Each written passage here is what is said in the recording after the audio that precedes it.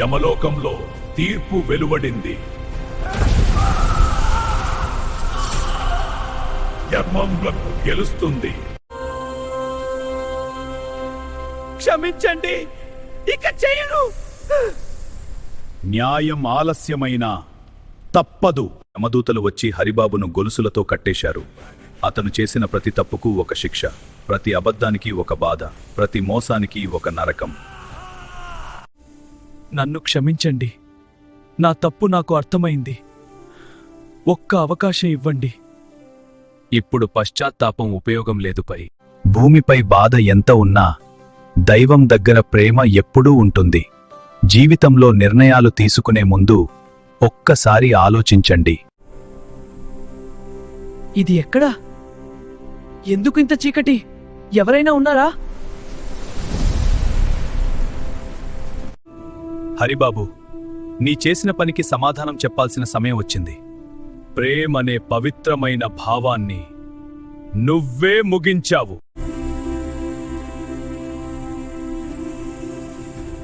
ఆ తుప్పిచ్చల తెగ్గులుతున్నతలోని ఆ బాధ నిన్ను వెంటాడుతున్నదే. చేసిన ప్రతి తప్పుకు ఒకరోజు శిక్ష తప్పదు.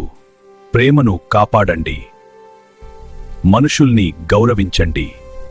బిడ్డా, నువ్వు అనుభవించిన బాధ చూసి మేమంతా నీకు తల్లిదండ్రులమై ఉంటుంది. నీ మనసు చాలా మంచిది, అందుకే దేవలోకంలో నీకు స్థానం లభించింది.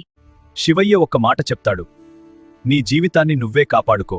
ఎవరిని గుడ్డిగా నమ్మి నీ విలువ తగ్గించుకోకును, కాని అది నీ జీవితాన్ని ధ్వంసం చేయకూడదు.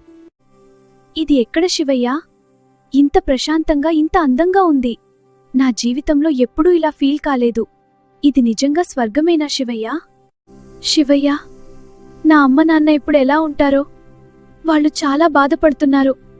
నేను వాళ్ళను వదిలి వెళ్ళకూడదు కదా. ప్రతి తల్లిదండ్రుల హృదయం పిల్లల కోసం ఎప్పుడూ కొట్టుకుంటుంది. నీ కథ ఇంకెవ్వరూ ఇలాంటి తప్పు చేయకూడదని చెబుతుందిది. శివయ్యా, ఇక్కడైనా నాకు శాంతి ఇచ్చావు. ధన్యవాదాలు. నా అమ్మ నాన్నలను చూసుకో, వాళ్ళు నవ్వుతూ ఉండేలా చెయ్యి. ఇకపై నువ్వు ఒంటరిగా లేవు, మేమంతా నీతో ఉన్నాం. ఇక్కడ నాకు నిజమైన శాంతి దొరికింది. ధన్యవాదాలు దేవతలారా. వైష్ణవి కూడా అలాగే నమ్మింది. ఒకరి మాటలు నిజమని భావించింది. ఆయన చూపిన ప్రేమలో తన భవిష్యత్తు చూసుకుంది. కాని చివరికి ఆ ప్రేమే ఆమెను మోసం చేసింది. నేటి యువతకి ఒక చిన్న విజ్ఞప్తి. ప్రేమ అనేది పవిత్రమైనది, కాని అదే ప్రేమ పేరుతో చాలామంది జీవితాలు నాశనం అవుతున్నాయి. వైష్ణవి కూడా అలాగే నమ్మింది.